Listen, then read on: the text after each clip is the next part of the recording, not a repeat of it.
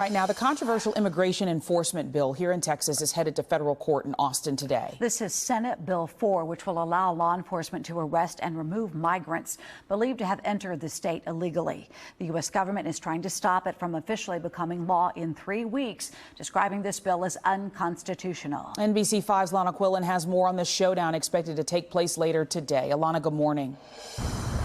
Good morning. Yeah, it's the United States versus the state of Texas. There are lawsuits that are trying to stop this bill in its tracks, and that is what that hearing is about this morning in Austin when it starts at 9 a.m. Now, Senate Bill 4 was passed by Texas lawmakers at the end of last year during their 4th special session. It would allow state and local law enforcement to arrest people they suspect entered Texas illegally. They can jail and prosecute migrants from any country, and state judges would also be authorized to order a migrant to return to Mexico regardless of their nationality and not having any ties there. SB4 is supposed to take effect March 5th, but both advocacy groups and the Department of Justice filed lawsuits against it, and today's hearing will cover both legal challenges. The DOJ is calling SB4 unconstitutional, that it attempts to override federal law, which has jurisdiction over immigration policy, and that it leaves the door wide open for racial profiling and separating families.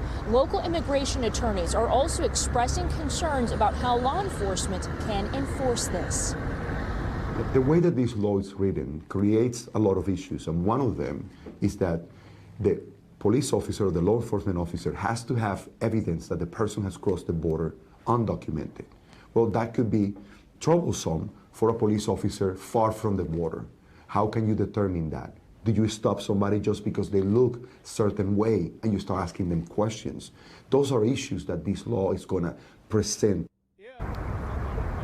Now, this is just one of the numerous legal fights that Governor Greg Abbott has been locked into with the Biden administration over claims that Abbott is overstepping his bounds into federal immigration territory, like using razor wire and floating barriers on the border, like we've reported on previously. As for the fight over SB4, the Supreme Court has ruled in previous instances that states have a limited scope when it comes to immigration enforcement. Today, the federal court will have to weigh in on whether the state of Texas has the right to remove people from the United States. Now, the court could rule to grant a preliminary injunction on the law while these lawsuits are pending. This all could also go to the Supreme Court. Of course, only time will tell.